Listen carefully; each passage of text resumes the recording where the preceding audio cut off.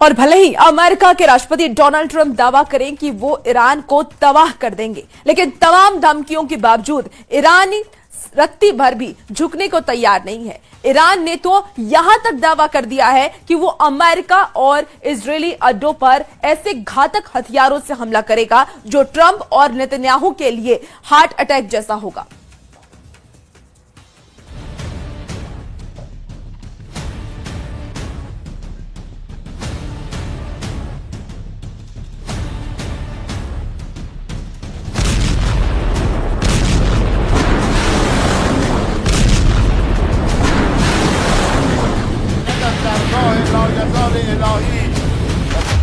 Iran में उतरे heart attack हथियार, तेहरान का सर्वनाश करेंगे ट्रंप।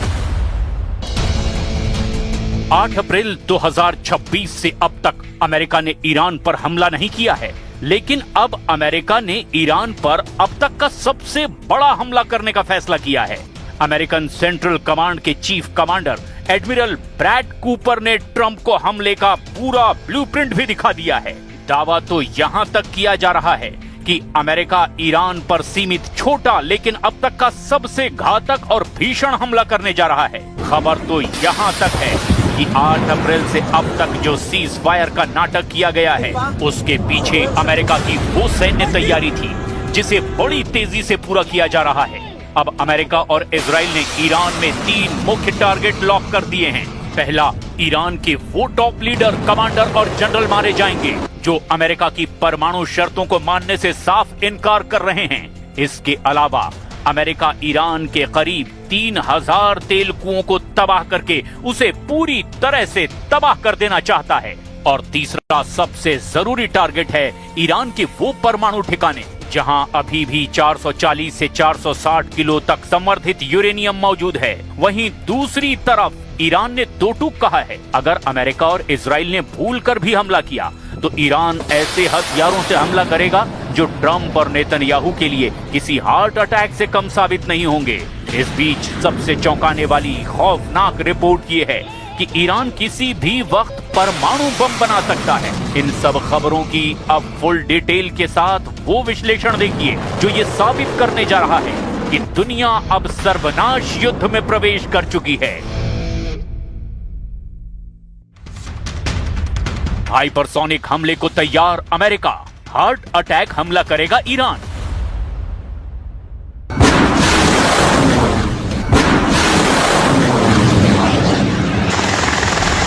अमेरिकी सेंट्रल कमांड यानी सेंटकॉम किसी भी वक्त ईरान के बंदरगाहों, हॉर्मुज स्ट्रेट, हर द्वीप, तेल के कुएं और पाइपलाइनों पर हमला कर सकता है। इसके अलावा अमेरिका और इजराइल मिलकर ईरान के नतांज, एस्फान, फोर्दो, बुशर परमाणु ठिकानों पर भी हमले कर सकते हैं। इधर ईरान ने भी ऐलान कर दिया है कि इस बार ईरान ऐसे घातक नए हथियारों से हमले करेगा जिसकी कल्पना ना तो अमेरिका ने की होगी और ना ही इजराइल ने।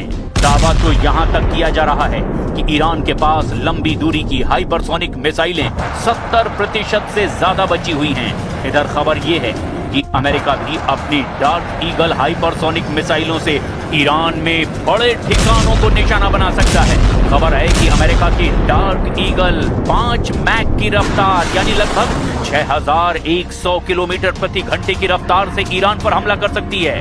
वहीं दूसरी तरफ ईरान की नेवी कमांडर ने ऐसा दावा किया है जिसे सुनकर ट्रंप और नेतन्याहू भी बेहद तनाव में आ गए हैं। ईरान की सरकारी मीडिया में ईरानी नेवी के commander rear admiral Shahram Irani ने जो कहा उसे सुनकर आप भी हैरान रह जाएंगे।